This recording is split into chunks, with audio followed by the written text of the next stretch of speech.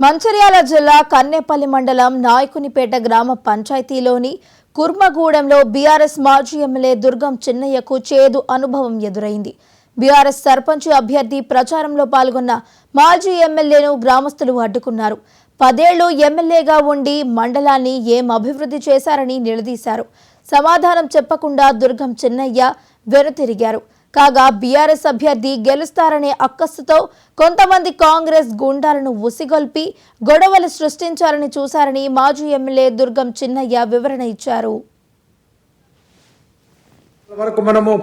కన్నెపల్లి మండల్ మెట్పల్లి గ్రామంలో మరి నాపై దాడి జరిగినట్టు సోషల్ మీడియాలో వస్తుంది.